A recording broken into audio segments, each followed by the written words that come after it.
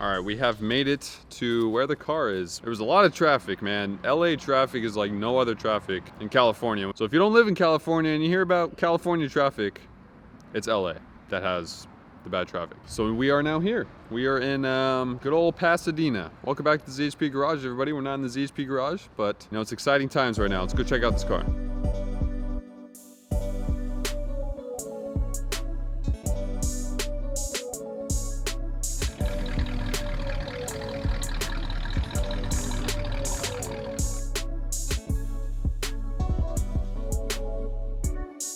All right, here it is, everybody. The 1962 Chevy Impala. A really nice car. It's very nice, very original. And this great guy reached out to us, needed some work done on his car, so we came up here to LA area, picking it up. Give you a little walk around here. We're gonna show you it, and got a lot of stuff to do to this thing. It's gonna be really. We got all sorts of parts, man. Great driver. Putting that AC, intake, carburetor, headers, exhaust. As far as he knows, it's been painted once, but it looks pretty original. It looks all the rubbers and everything. It's complete. It's a nice car. Doors open and close. Very like you just bought it. Yeah, yesterday. very nice. So let's do a little walk around and show you the car.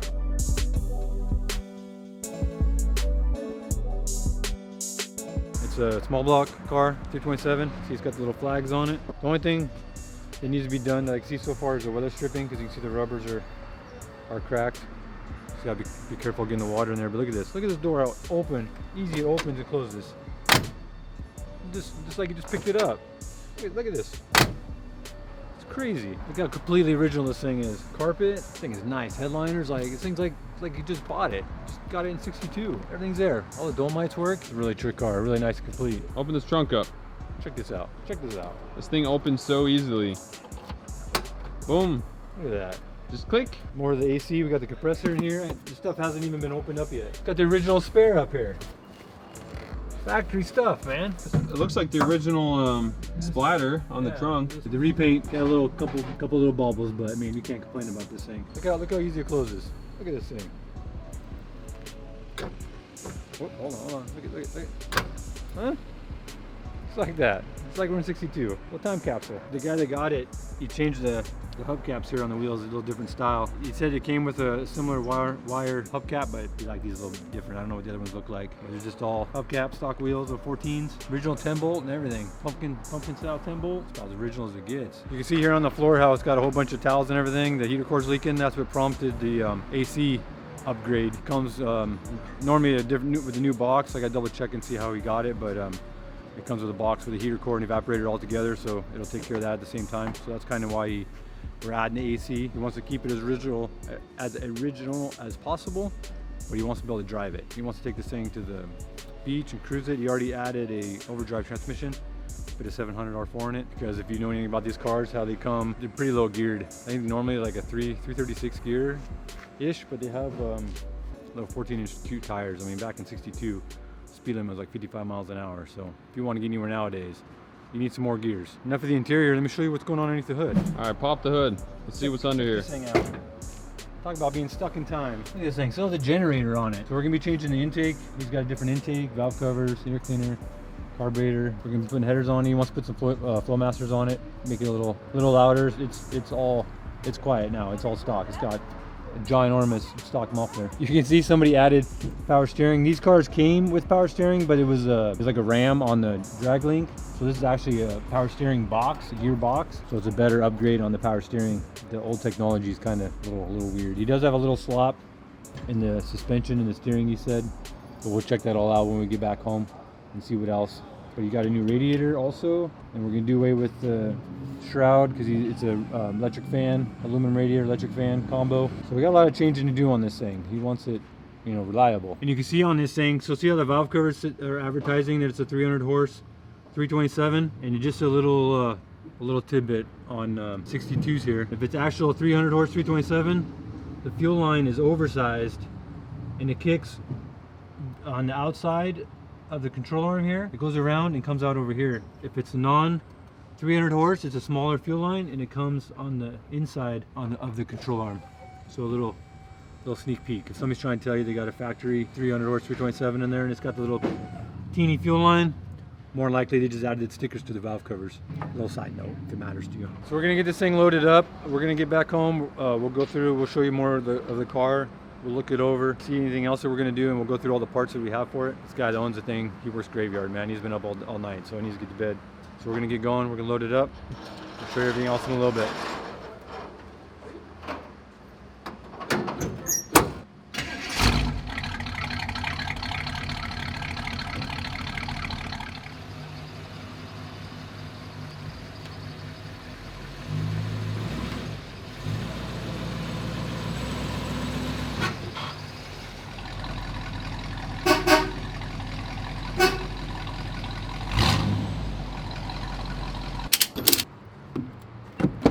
All right, folks, we got the car loaded up. We're gonna drive back home and we're gonna show you the parts that we have for the car because the customer ordered he ordered a ton of parts. Like we were saying earlier, the AC, there's headers, there's Intake, a new alternator, yeah, intake.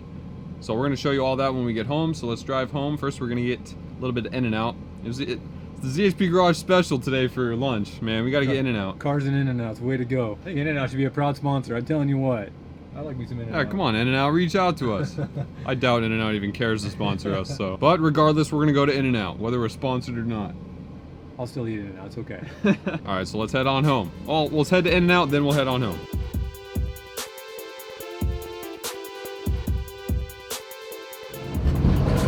Gosh, man, the 210. The 210 is a very bumpy freeway. It's not smooth at all. Not smooth. I don't think any of the LA freeways are smooth. They're all beat to death.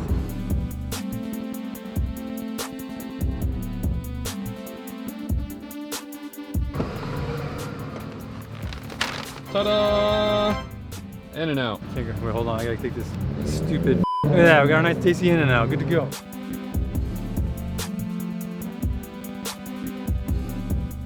All right, we have made it back to good old SD, sunny San Diego. I guess you can call it the double SD. That almost sounds kind of weird. Probably won't say that. But check it out. We got a ton, and I mean a ton, of parts for the good old 62. So let's get with this good old master mechanic right here. He's trying to get ahead of himself again like he always does. We got the old 62 here in the halfway house. Got all the parts laid out. I want to show you everything what's going on. This is what we're going to start with, but we're going to look the car over, and there might be a few more things. So we'll start here with we got the cooling system. So we got an aluminum radiator. I'm not sure on the brand on this thing. I think it's an off-brand, but it came with got the dual fans, shroud and everything on it, and it came with a little dual relay, little wiring kit for the fans. And then he's got this little charge wire. It's like a universal charge wire. I'm not sure it's gonna be long enough because the alternator on this guy's on the driver's side and the battery's on the passenger side, so we'll have to check that. And then we got the alternator brackets. As you can see before, it has a generator on it, and now we're going to an alternator. And then we're adding headers to it. So we got the bracket here. This is designed to go with the header, and then this is the upper bracket for the alternator. And then we have ourselves here our alternator. I'm not sure on the amperage on this thing. Let's see what it is. Got a nice Power Master, nice alternator for sure. So just the one wire, and it looks like it is. So it looks like it's a 150 amp alternator, which is more than enough power. He doesn't have no crazy stereo or anything in this thing, so good choice for sure. So he also got a little dress-up kit here, a little chrome, as you remember from earlier. It's all original stock valve covers and everything. So chrome dress-up kit. There's just a short valve cover. We got a little air cleaner. Same deal. It's got a little logo on it. Drop base helps out for sure when you're raising the intake, and hopefully we can put a little spacer on here to separate the carburetor from the intake, keep the heat down. So drop base is always nice. You don't need to have it raised. You just run out of room. So it's always a good idea to keep it air cleaner as low as possible. Got some metal block valve cover gaskets. They're a little on the thick side. Not sure if I'm going to use them, but we'll check that out. We'll see if that works. Should be okay. And then the valve covers came with, we got a little breather, got a PCV valve. Got, if you don't want the breather, you can just do a oil cap. Then it has the little separators for the hold downs and little shorty, almost a T-handle style hold down bolts. That's just going to hold the valve covers down. So that's the whole little dress up kit there. So now we have our ignition. What we're going to be running here. So we just have an external coil. It's a Mallory coil, pretty much a stock replacement. We've got a Mallory ignition. It's a Unilite style, which is nice. You don't have all that slop in there when you deal with if you ever have a old distributor You pull out, they got all kinds of play in here. You don't need that much play. You can see how they have it snug down. It's got a little eye in there. It's electronic, so you do away with the points. It's more accurate ignition source. You got a ballast resistor. More than likely, I don't need to use a ballast resistor because if you've seen any of the other previous videos, you know on the early Chevys they have a resistor wire in there, which already cuts your voltage down. You would need this if you had 12 volts going to your ignition. Then you would want to use a ballast resistor, but more than likely don't need this guy. And we got a set of Mallory plug wires. You can run the Mallory ignition with the MSD box. A little side note, it's a better idea to go with MSD ignition. It'd be an easier hookup, but you can run it separate. And he got the 6AL, which is the one with the rev limiter in it. I mean, that's really nice to have a rev limiter. Stock application, borderline overkill, but it's not gonna hurt anything for sure. Obviously it ramps up the voltage, so instead of having just a coil, which is around 58,000 volts, this thing, I can't remember what this is on there. I think it's 120,000 or something, but it ramps it. It's gonna hurt if it hits you for sure. So good ignition source for sure. We got plenty of power. So now we're gonna move on to the fuel air induction part of it. So he got a nice, got a little Holley, advertised 570 CFM. So it's a little 4-barrel. It's nice though. Somebody goes with a Holley instead of a AFB Edelbrock. It's got the dual metering block, vacuum secondary, electric choke, dual inlets, little sight glass. You can see your float level, primary, secondary. Good choice. I like the carburetor for sure. Vacuum secondary is a good way to go when you're looking for daily driving, street driving, more fuel economy. You don't need to, because the secondaries, you get past a certain spot, they're opening no matter what. These, it's all vacuum, so good choice on this guy. Comes with some generic fittings and stuff, fuel lines, gaskets, but not sure we're gonna use all that. So we got a new Carter fuel pump, pretty much a stock replacement style. Single inlet, single outlet, nothing crazy. Got an Edelbrock intake, just a normal deal, normal performer. This is a new style performer intake. Definitely upgrade over that stock intake. Got a nice dual plane. It's gonna work great with the little vacuum secondary carburetor. It doesn't need crazy big runner size. It's a little engine, and it's good on the valve covers, because if you know the early style has the breather neck or the filler in the front of the intake, and then it has a breather in the back. So we're going to be eliminating that because we're moving it to the valve covers. We're going to add a breather in the valve cover and a PCV valve. Keep that in mind if you have an early one with no breathers in the valve covers, like this one is originally, that you need to add the breathers. Then to go along with the intake, got a set of just some stainless Summit bolts, and a nice Felpro gasket, just 1205s, so it's just a smaller port gasket. Worked great with the intake. They already changed the tranny to a 700, so he got a new bracket because the brackets in there now for the TV cable is a little kind of Mickey Mouse. So we got a bracket that's designed to go with the Holley. So this mounts off the back stud here that holds the TV cable. You could do a cable operated throttle tube, but this is mechanical, so we might have to modify this a little bit, cut this out of the way. A good bracket so it puts the TV cable in the right spot so the linkage is correct, so it shifts and everything properly. And then to go along with it, he has a little the arm, which again might not need. It goes off the carburetor rod, but the cable should go directly to the bottom of the carburetor, so might not need this, but we have it. If not, we can always send parts back. So a little bling bling, little billet water neck, thermostat housing. And this is nice because it's adjustable, so you can put it, you can rotate it anywhere you need it to be, then just tighten it down. So that's all for the fuel air intake part of it. Now we know how we're getting all the air and fuel into this thing. Now we need to see how we're going to get it out. Check out these headers.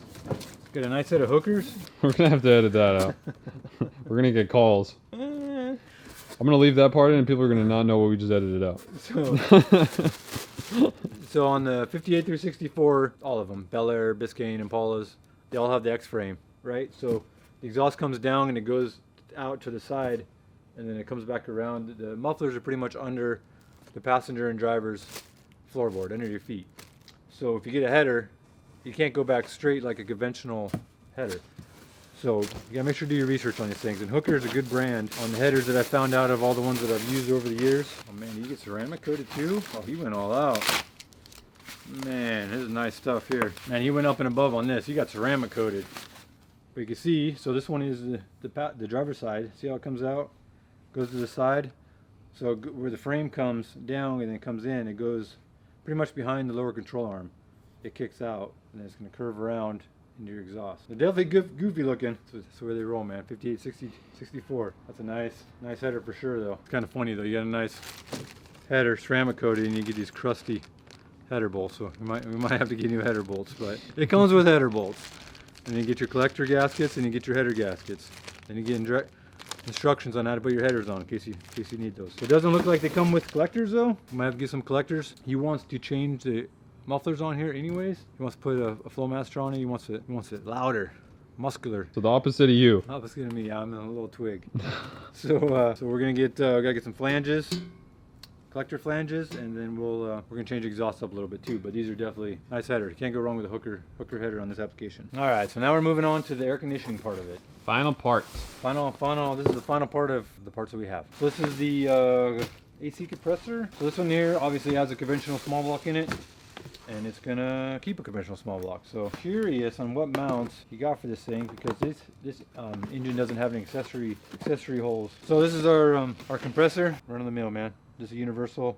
A compressor's a compressor. Compressor's a compressor. 2 pulleys or 2 grooves on the pulley, so probably only gonna use one of them. You can mount this thing. You can pretty much clock it any way you want. I don't know why people always put the lines straight up, because you can clock it so the lines come off the side, which we'll go into later. So I think what started the whole process of him wanting to add AC, the heater core in this original box is leaking. So he got a factory replacement heater core, and then he's like, oh, I want to add AC, not knowing. So we're not going to use this heater core, because you could see in the kit here, it comes with a whole new, it comes with everything. So you take the box, and then there's a block, a cover. This goes on the outside of the firewall, which blocks it off. And then it comes with a whole new box. I'll pull it all out later. But this comes with a new heater core and evaporator is in the box. So it replaces the whole system in the car. So we're not going to use the stock replacement heater core. So that'll get sent back hopefully. This is the under dash part of it, the vents and all that part. And then the part on the outside of the firewall. And here is the pretty much all the under hood part. So this is going to be all your lines, your hard lines from your AC condenser to the receiver dryer. You're going to have some flex. Then you have the lines. I think these two here is the ones that go to the evaporator.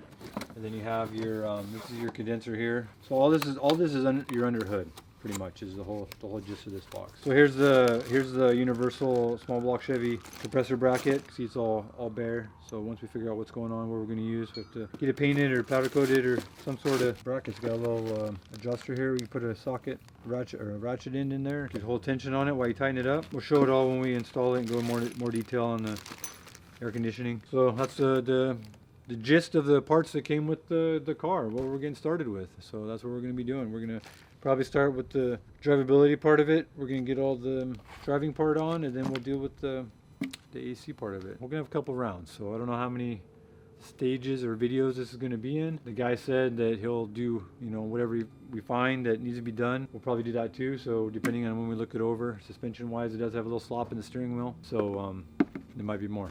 But this is what we have this is what we're starting with right here. All right, YouTube, everybody, ladies and gentlemen, boys and girls of all ages, and everybody else in between. Let us know what you thought of good old 62 down in the comments. Nice guy, nice car. Yeah, it was a very nice guy that owns the car. It was good meeting him, and it was good picking up the car. So we're excited to get going with this. Now we have this, and we got 67 Camaro, we got 65 Nova, we got all sorts of junk to fix up, man. All sorts of crazy things. You gotta stay tuned.